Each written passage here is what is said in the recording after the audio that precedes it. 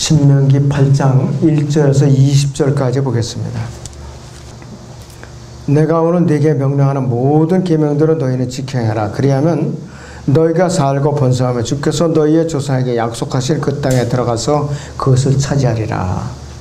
주 너희 하나님께서 이 40년 동안 광야에서 너를 인도하셨던 모든 길을 너는 기억하라. 이는 너를 겸손하게 하시고 시험하사 내가 주의 계명대로 지키는지 그렇지 않은지 네 마음속에 있는 것을 알려 하심이라.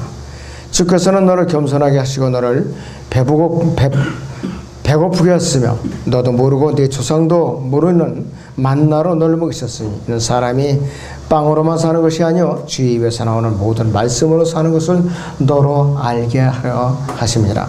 이 40년 동안 너는 네 옷이 낡아해지지 아니었고 네 발이 부르지 아니었느니라. 너는 사람의 자기 아들을 징계하는 것 같이 주 너의 하나님께서도 너를 징계하시는 것을 네 마음속에 생각할지니라. 그러므로 너는 주 너의 하나님의 계명들을 지켜 그분의 길에서 행하고 그분을 두려워하라. 주 너의 하나님께서 너를 아름다운 땅으로 인도하시리니 시냇물들이 흐르고 골짜기들과 작은 산들에서 솟아나는 샘들과 깊은 곳들이 있는 땅이며 밀과 보리와 포도나무들과 무화과나무들과 석류들이 땅이요 기름 올리브와 꿀이 땅이며 네가 부족함 없이 빵을 먹을 땅이라. 네가 그 안에서 아무 부족함이 없으리라. 그 땅에 돌들은 철이요 너는 산지에서 노술 캘 것이라. 네가 먹고 배부르면 그때 너는 주 너의 하나님께서 네게 주신 그 아름다운 땅으로 인하여 그를 송축할지니라. 오늘 네게 명령하는 주의 계명들과 명령들과 규례들을 지키지 않으므로 주 너의 하나님을 잊지 않도록 주의하라. 이는 네가 배부르고 먹고 배부르고 또 아름다운 집들을 짓고 그 안에 거하며 네 소떼와 양떼가 번성하고 네 은과 금이 정식되고 네가 가진 모든 것이 번성하면 네 마음이 높아져서 이집트 땅에서 너를 인도해내신 주 너의 하나님을 네가 잊어버릴까 함이라. 주께서는 너로 크고 두려운 광야를 지나도록 인도하셨고 그곳은 불뱀들과 전갈들과 가뭄이 있고 물이 없는 곳인데도 부싯돌 바위에서 너에게 물을 내셨으며 주께서 광야에서 네 조상이 알지 못하는 만나로 너를 먹이셨으니 이는 주께서 너를 겸손하게 하시고 시험하시어 종국에 가서는 네게 선을 행하려 하심이요 또 네가 네 마음에 말하기를 내 능력과 내 손이 힘이 내게 이 재물을 가져왔노라 하지 못하게 하려는 것이라. 오직 너는 주 너의 하나님을 기억할지니 이는 그분께서 내게 재물을 얻을 능력을 주시어 네 조상에게 맹세하신 그의 언약을 오늘과 같이 이루어지게 하심이라. 만일 내가 내 주 너의 하나님을 완전히 잊어버리고 다른 신들을 따르며 그들을 섬기고 그들에게 경배하면 내가 오늘 너희에 대하여 증거하노니 너희는 반드시 멸망하리라. 주께서 너희 면전에서 멸하신 민족들 같이 너희도 그렇게 멸하려니 이는 너희가 주 너의 하나님의 음성에 복종하려 하지 아니하기 때문이라 그랬습니다. 오전의 주제는 하나님을 잊지 않도록 주의하라 이랬습니다. 하나님을 잊지 않도록 주의하라 그랬습니다. 자, 여러분들이 이게 구약시대에 이스라엘에게만 해당되는 명령이 아닙니다.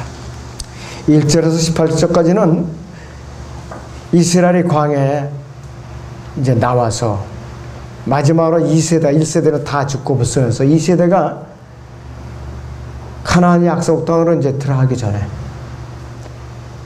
하나님에 대한 경각심을 모세를 통해서 경각심을 불러일으킨 거예요. 가나안에 들어가면 너희들이 분명히 번성케 할 것이다.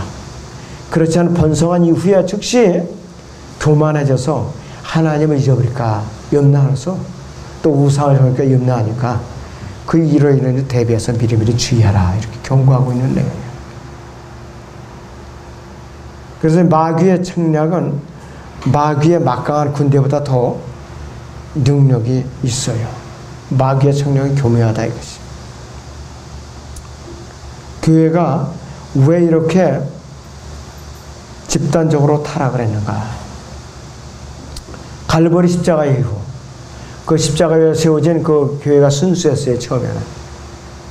그러나 AD 350년 교회 마지막으로 성경을 전교하는 과정에 선지자까지 다 역사 무대에서 사라진 이후에 콘스탄틴이 로마 카톨릭을 이제 잡고 등장하죠. 그래서 마귀가 어떤 발명품을 콘스탄틴의 오른손에 지어주냐면은 기독교 자유, 그걸 선포해 줬어요. 그러니까 아무리 군대를 많이 동원해 가지고서 알프산 그 토굴 속에 염소 가지고 쓰고 양 가지고 쓰고 그렇게 생명을 부지하려고 애쓰는 그리스도인들을 잡아 죽으려고 하는데 이 군대를 동원해도 한계가 있는 거예요. 그러니까 마귀가 기독교 자유를 선포해 줘라. 이런 걸 콘스탄틴이 그렇게 하니까 사람들이 다 밖으로 나온 거예요. 그러니까 교회 문을 열어놓으니까 이교도들이 물밀듯이 그냥 교회 안으로 침투해 놓은 거예요. 이교도들에다가 풍속을 그대로 가져오니까 마귀가 힘 안 들이게 교회를 그대로 타락시킨 거예요. 그냥 그대로. 그래서 교회 부흥 이후에는 항상 마귀 공격이 있어요. 일반 제도교회도 그래. 부흥사가 다녀와서 교회가 들떠 있어요. 열심히 모두하고 하려고 그러는데 일주일도 안 지나고 교회가 갈라지는 걸 이제 제가 봤어요. 부흥회 때 사람들이 열정적으로 결심을 하고 했는데 부흥사가 지나가고 그러고 나서 뭐 잘해보고 하니까 교회가 갈라지더라 이거예요. 모세는 이 이스라엘 백성에게 가나안 땅에서 앞으로 벌어질 일을 미리 내다보고 경고를 하는 것이죠. 가나안 땅에 들어가면 먹을음식이 풍성하게 있고 또 입은 옷이 또 이제 헤어지지 이제 않았을 그 이제 광야에서의 어려운 때를 갖다가 잊어서는 안 된다 이거예요, 바로. 그 너희는 잊어버릴 거라 이것이에요. 그리고 이들이 범죄했을 때 하나님께서 징계하셨던 일조차도 잊어버릴 거라 이것이에요. 그리고 그들이 과거에 교훈을 이제 하나님의 교훈을 버림으로 인해서 죄악에 빠질 수가 있다 이것이에요. 젖과 꿀이 흐르는 땅에서 이루게 될 번영과 축복 가운데서 이들은 스스로 만족하고 배에 기름이 지고 자기도 능력으로 모든 것을 다 이루었다. 이렇게 생각하는 그 순간에 바로 이들은 몰락하는 거였어요. 여러분들도 마찬가지. 이 시대의 그리스도인들도 이게 다 내가 이루어준 거라 이거지. 바빌론 제국의 느부갓네살도 그랬잖아요. 이 거대한 제국이 위대한 제국이 나의 이 힘으로 된 것이 아니냐. 그 말이 입에서 떨어지기가 무섭게 그는 들로 쫓겨나서 7년간의 짐승같이 살았어요.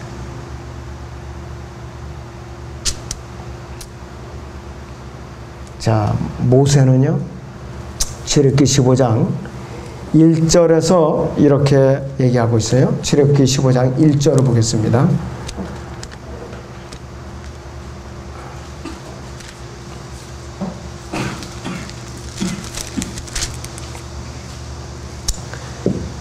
이때 모세와 이스라엘 자손들이 주께 이 노래를 노래하고 고하여 말씀드리기를 내가 주께 노래하리니 주께서 영광스럽게 승리했으며 말과 그 탄자를 바다 속으로 빠뜨렸음이라. 주는 나의 힘이요 노래시며 주는 나의 구원이 되시도다. 주는 나의 하나님이신 내가 주께 초소로 예배했으며 내 조상의 하나님이 주를 드높이시리라 그랬습니다. 그러면서 계속 노래가 이어져요. 창세기 4장에서 유발이 악기는 처음으로 만들었어요. 그런데 노래를 부르기 시작했다. 성경에 기록으로 남긴 것은 광야 생활을 시작하면서부터 모세가 제철을 불렀어요. 성경 기록에는 그렇다 이것이요. 그리고 모세가 광야 생활을 마치고 자기 죽음을 앞두고도 노래로서 모세가 마감을 했어요. 그것이 신명기 32장에 바로 모세의 노래라고 그러죠. 신명기 32장에. 그래서 모세의 노래는 요한계시록 15장 3절에서 셋째 하늘로 들림받은 14만 4천 명의 유대인 환난 성도들에 의해서 어린 양의 노래라는 이름으로 다시 불려질 것이에요. 그래서 이 출애굽기 15장 전체가 다 홍해를 건너는 이스라엘 백성의 구속의 기쁨을 노래한 것인데 하나님께서 이스라엘을 괴롭히던 이 이집트와 파라오와 그 군대를 모두 물속에다가 빠져 죽게 하셔서 이스라엘에게 큰 구원을 베푸시게 하신 이 구속받은 자들이 기쁨에 누리했었던 것이. 그리고 이제 아론의 이 미리암이 탬버린을 들고 모든 여인들이 함께 탬버린을 들고 춤을 함께 추면서 이제 그 노래를 따랐었는데 계속됐으면 좋겠는데 잠깐 노래를 부르다가 슬며시 잊어버리고 말았어요. 좋은 현상이 아니에요. 나쁜 현상이에요. 이 시대 오늘날 그리스도인들이 구원을 받는 순간에 그냥 너무 흥분해가지고 그냥 기쁨이 너무나 그냥 솟구쳐가지고 순례길을 걷는 동안에 어쩔 줄 모르게 다 세상이 내 거야. 모든 것이 다 내 거라 이렇게 착각을 해가지고. 근데 어느 날 가만히 자기를 보다 보니까 그 옛날의 열정과 기쁨이 다 사라지고 내가 왜 이렇게 초라해졌는가? 내가 왜 이렇게 의기소침해져 있는가? 일주일 내내 내가 전도지 한 장 누구한테 건네주질 않은가? 바로 이 자신의 모습이 광야에서 이스라엘 백성들이 기쁨이 사라진 거랑 똑같은 모습이라 이것이.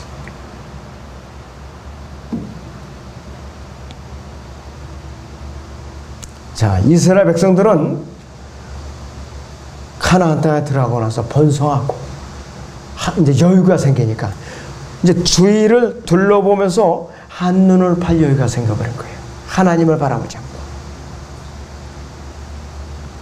어디에 있었는지 무슨 일이 있었는지 광야에서 어떤 일이 겪었는지 서서히 기억을 더듬기 시작했어요. 새로운 환경과 새로운 세계에 들어와 있다는 걸 발견했을 뿐만 아니라 그들은 과연 내가 이것이 하나님의 은혜가 아니고 우리가 노력해서 된 거지 이런 마음이 싹 트기 시작한 거라 했어요. 이 시대에 구원받은 나약한 성도들은 뭐냐? 이러한 세상적인 환경에다 자기를 자꾸 거기다 대입을 시키는 거예요. 거기다 비춰보는 거예요. 자꾸. 이스라엘 백성들 앞에는 황량하고 메마른 광야 외에는 전혀 보이는 것이 없었어요. 광야를 통과할 때까지는 고생을 했어도 교만한 마음은 별로 없었다 이것이. 물도 없고 그늘도 없고 보이는 것은 뭐냐? 강렬한 뙤약볕, 심한 갈증, 절망, 또 전갈들이 들끓어서 그냥 틈만 있으면 물어뜯고. 이들이 불순종하니까 하나님께서는 불뱀들까지 보내서 물어 죽이고 그냥. 그런데 이스라엘 백성들 들어갈 가나안 땅을 보니까 까마득하게 멀리 떨어져 있는 거예요. 또 이집트로 돌아가니까 너무나도 멀리 떨어져 있고. 그러한 광야 생활을 이 사람들이 이제 했던 거예요. 그리고 돌아가려도 홍해가 가라막혔으니까 갈 방법이 없었던 거예요. 그리스도인들이 구원받고 나서 정상적인 그리스도라면 세상으로 돌아가지 않아야 돼요. 홍해라는 게 딱 막혀 있어야 된다 이것이. 그런데 아주 자유롭게 돌아가요 세상으로. 제주도 좋아요. 어떻게 그렇게 바다를 잘 건너가는지. 이거 구원받은 이 시대에 우리 그리스도인들이 영적으로 적용해 보면은 자기가 마귀에게 속박당했던 이전 상태를 잘 기억하고 있다 이것이. 예수님께서 나를 구속하여 주신 그 구원을 갖다가 내가 잘 기억을 하지 못하고 또 어떻게 내가 기뻐했고 즐거움의 노래가 내 마음을 가득 채웠는가? 내가 어떤 소망을 꽂고 또 어떤 기대로 새로 태어나서 또 내가 내 혼에 기쁨이 넘치는가 이것이. 또 내가 세상에 전혀 변한 것이 없는데도 불구하고 내가 구원받고 나니까 세상의 모든 걸 다 변해 보이는 거예요. 전부 다. 세상에 다 변해 보이는 거예요. 그리고 예수님께서 새로이 알게 되어서 예수님 외에는 나를 보는 것이 없었어요. 너무나도 아주 좋았고. 그러니까 누가 굳이 권하자는 내가 스스로 알아서 사람들을 찾아가서 전도지 건네주고 복음을 전하고 또 권면하고 그런 생활을 했었다 이것이. 자, 그런데 어느 순간부터 내가 두리번거리고 세상을 자꾸 파헤치게 되고 내가 구원받은 그 기쁨과 감격은 잊어버리게 된 거라 이것이. 세상은 이제 멀리 까마득하게 보이고 나 당장 셋째 하늘로 올라갈 것처럼 보였다 이것이에요. 다 이루어진 것처럼. 다 내 것으로 알았는데 예기치 않게 영적인 광야가 나타난 거예요. 황량하고 메마르고 사막으로 둘러싼 믿음의 훈련자에 기다리고 있는 것은 알아차리지 못한 거예요. 미처 알아차리지 못한 거예요. 광야에는 불뱀들이 기다리고 있죠. 전갈들은 틈만 있으면 쏴대죠. 낮에는 뜨겁고 밤에는 추워서 일교차가 심하니까 갈증이 나고 그늘도 없고 황량하고, 위로 하늘만 바라봐야 구별들도 보이고 파란 하늘이 보이게 마련이라겠어요. 구름들이 지나고 시야가 트이고 숨통이 트이는데 사방을 둘러보니까 절망밖에 없어요. 앞을 바라봐도 뒤를 바라봐도 좌우 옆을 바라봐도 절망뿐이라 이것이. 짐승들이 으르렁거리고 하나도 반가운 곳이 없더라 이거예요. 자, 그러니 난감하죠. 육신적으로 대처해 나가니까 난감하더라 이것이.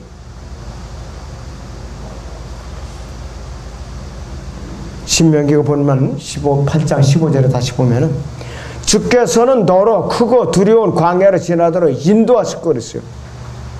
그곳은 불뱀들과 전갈들과 가뭄이 있고 물이 없는 곳이라고 설명하고 있다 이것이.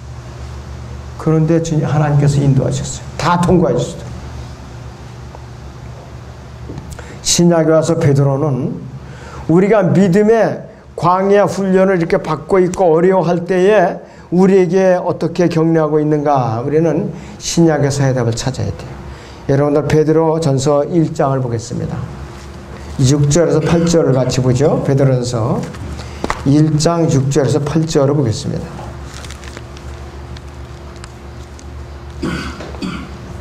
네, 베드로전서 1장 6절에서 8절을 봅니다.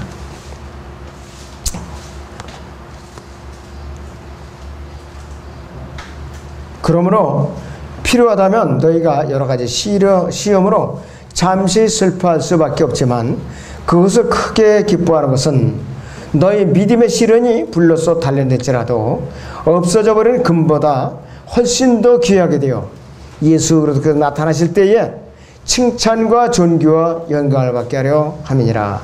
너희가 그를 보지 못하였으나 사랑하며 지금도 그를 보지 못하나 믿고 있으며 또 말할 수 없는 이 영광으로 가득 찬 기쁨으로 즐거워하나니 이는 너희의 믿음의 결과 곧 너희의 혼들이 구원을 받음이라 그랬습니다. 잠시 잠깐은 내가 육신적으로 힘들지라도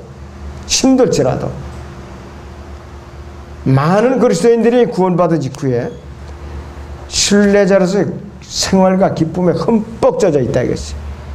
슬며시 살아보자는 믿음의 광야에서 훈련받는 도중에 갑자기 실망이 닥치고 좌절감에 사로잡히고 의욕을 잃어버리게 된다 이것이.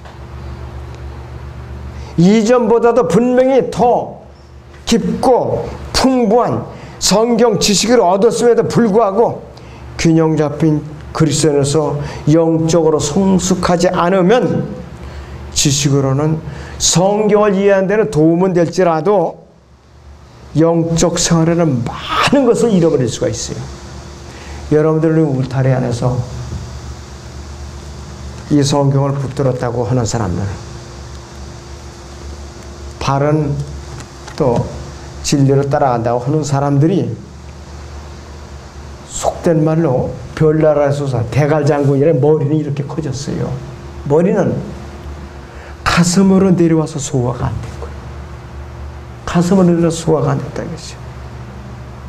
남을 가르치고 지배하려고만 덤볐지 섬기고 믿음을 실행하고 지키고 주님께 순종하는 그 훈련은 전혀 안 돼 있더라 이것이에요. 그래갖고 실패한 거예요 전부 다. 성경을 이해하는 데 도움은 될 수 있어도 영적 생활에는 많은 것을 잃어버릴 수가 있다 이거예요. 우리가 지금까지 실패한 것 중에 대표적인 것이 이게 바로 헌신하지 않은 채 성경 지식만은 부지런히 추구하다가 실족하고 섬김 없는 생활에 흠뻑 젖어 있다가 시름시름 환자처럼 병원을 앓듯이 쇠약해지니까 그냥 세상으로 돌아가는 거예요. 믿음이 광야에서 길을 잃고 만다 이거죠. 그래서 방황하다가 영적인 위기를 맞게 되는 것이에요. 광야에서 길을 잃고 헤매면요 그처럼 위험한 것은 없어요. 나침반이 있나 또 한 번이라도 내가 그 갔던 길을 기억을 하고 있나? 난감하죠. 언제 짐승한테 물려죽을지 모른다 이랬어요. 구출될 방법이 없는 것이요. 그래서 이 진리 지식을 받고 나서 믿음의 길에서 이탈하고 교만함이 이제 가득 차 있으면은 성경에서 세상에서 길을 잃고 방황하는 것보다 몇 배 더 훨씬 위험한 짓이 이것이 바로 몇 배 더 위험하다 이것이. 처음에 구원받을 때 그렇게 열심히 사람들을 찾아다니면서 자기가 기쁨의 간증을 부지런히 전하고 남의 손가락질하든 말든 확신에 차 있고 자신만만하고 주님만을 높이던 사람이 어느 순간에 이 지경이 됐는가? 교만 마귀가 들어와서, 지식 마귀가 들어와서 그래. 자랑하는 마귀가 들어와서 그래. 지배하라는 마귀가 들어와서 그래. 바로.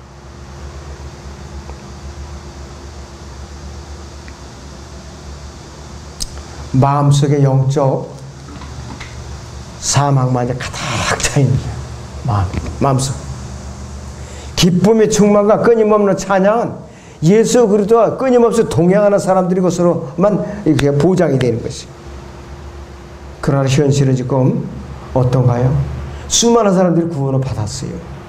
극소수의 사람들만 그들이 구원받은 직후에 그 감격의 기쁨을 믿음의 광야에서 훈련을 거치는 도중에 구속받은 자로서 하나님의 찬양에, 하나님께 찬양의 노래를 모세가 주께 노래를 부르듯이 계속 유지하고 있는 상태에 지금 1000명이 구원받았다. 그 일부밖에 안 돼요. 광야에서 믿음의 여행을 시작한 초기에는 이집트에서 60만 명의 어린 자녀들 여자들까지 200만 대군이 나왔어요. 200만 대군이. 그런데 광야에서 1세대가 여호수아가 칼렙을 제외하고는 어떻게 해서 다 죽었어요. 다 죽었다 이거. 새로 태어난 20세 미만만 다 들어갔다 이거.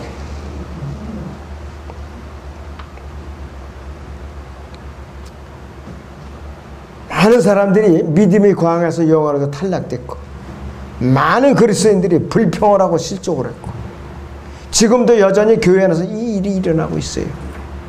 교회 안에서 여전히 믿음에 섞인 무리들 때문에 교회가 피해를 보고 있어요. 이스라엘 백성들도 섞인 무리들 때문에 하나님의 진노를 받았어요. 민수기 11장을 잠깐 보겠습니다. 1절에서 4절을 보죠. 민수기 11장 1절에서 4절을 보겠습니다.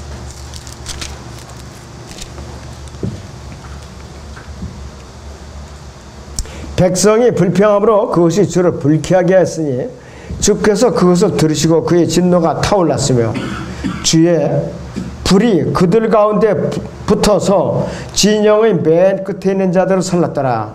백성이 모세에게 부르짖으니 모세가 주께 기도하자 그 불이 꺼졌더라. 그가 그곳의 이름을 타베라라 불렀더라. 이는 주의 불이 그들 가운데서 태웠음이라 그랬습니다. 그들 가운데 섞여 사는 무리가 욕심을 품으니 이스라엘 자손에 다시 울며 말하기를 누가 우리에게 고기를 주어 먹게 하려. 우리가 이집트에서 거저 먹었던 생선과 오이와 멜론과 부추와 양파와 마늘을 기억하지만 이제는 우리의 혼이 말라버리고 우리의 눈앞에는 만나밖에 아무것도 없구나 하더라 그랬습니다. 우리가 구원을 받고도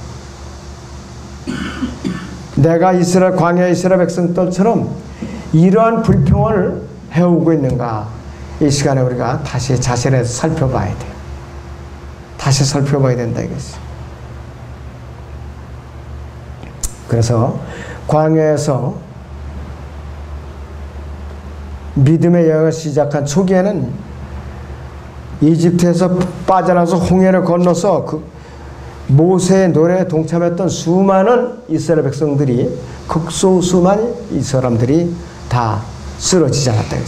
이 시대에 믿음의 홍해를 건너서 믿음의 광야를 통과하면서 많은 구원받은 그리스도인 중에 과연 얼마나 이 믿음의 광야에서 마지막 때에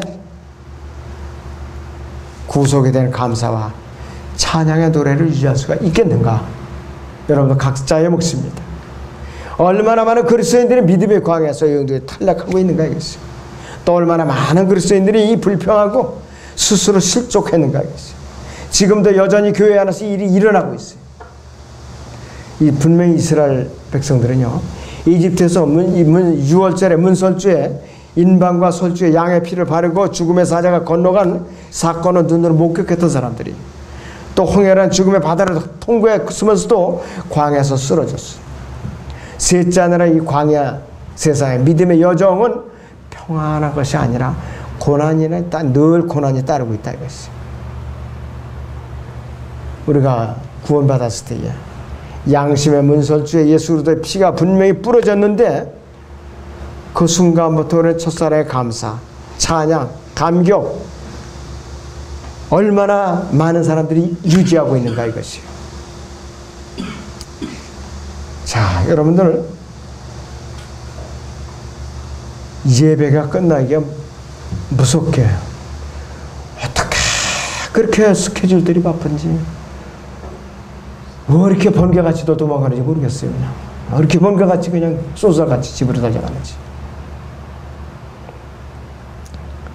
자, 결코 성경 지식으로 대체할 수 있거나 예수 그리스도를 위해서 섬김의 양으로 헤아릴 수 없는 그 이상의 것의 모든 것들이 전부 다. 본문 8장 17절을 보죠. 신명기 8장 17절을 봅니다. 또 내가 내 마음에 말하기는 내 능력과 내 손의 힘이 내게 이 재물을 가져가느라고 하지 못하게 하는 것이라 그랬어요. 번영한 이후에 위험에 대해서 하나님께서 경고하시는 건데, 11절에서 14절을 다시 봅니다. 11절에 14절. 오늘 내게 명령하는 주의 계명들과 명령들과 규칙들을 지키지 않으므로 주 너의 하나님을 잊지 않도록 주의하라. 이는 내가 먹고 배부르며 또 아름다운 집들을 짓고 그 안에 거하며 네 소떼와 네 양떼가 번성하고 네 은과 금이 증식되고 네가 가진 모든 것이 번성하면 네 마음이 높아져서 이집트 땅에서 너를 인도해내신 주 너의 하나님은 네가 잊어버릴까 함이라 그랬어요. 내가 하나님을 잊어버리고 내 욕심대로 살지는 않았는가 이것이. 다시 나를 비춰봐야 돼요. 그리고 19절에서 20절을 보면은, 만약에 다른 신들을 따라간다면, 우상을 섬긴다면은 뭐냐? 내가 너희를 가만히 안 놔두겠다는 거예요. 경고해 바로. 18절, 19절부터 보시오. 만약 너희가 주 너희 하나님을 완전히 잊어버리고 다른 신들을 따르며 그들을 섬기고 그들에게 경배하면 내가 오늘 너희에게 대해 증거하노니 너희는 반드시 멸망하리라. 주께서 너희 면전에서 멸하신 민족들 같이 너희도 그렇게 멸망하리니 이는 너희가 주 너희 하나님의 음성에 복종하려 하지 아니하기 때문이라. 예수 그리스도 이외에 다른 길을 찾거나 생각에 사로잡히는 그 순간에 영적인 침몰이 들이닥쳐요. 이때는 아무런 대책이 없어요. 대책이 없어요. 저는 그래서 지금도 이해할 수 없는 것은 바른 성경과 바른 교리와 또 성경을 나눠서 올바로 공부했다고 하는 사람들이, 그렇게 설치되던 사람들이 자기들의 성배를 했다고 하면 자기들끼리 또 모임을 형성해서 올바로 새 출발을 해야 될 거 아니겠어요? 아무데나 뛰어들어가는 게 아무데나 그냥 교단교회, 구원파, 심지어는 지방교회, 심지어는 아예 안 다녀요. 교회 안 다닌다고요. 올바른 행위인가? 그리스도의 심판자로서 이 책망을 면할 수가 없어요. 그 당장은 눈에 안 보이니까 안심을 하고 있는 거예요. 아유, 이것도 저 부딪히기 귀찮으니까 일단은 좀 피하자, 머리를 좀 식히자, 이런 자세를 갖고 있어요 사람들. 그러나 결코 옳은 처사가 아닙니다.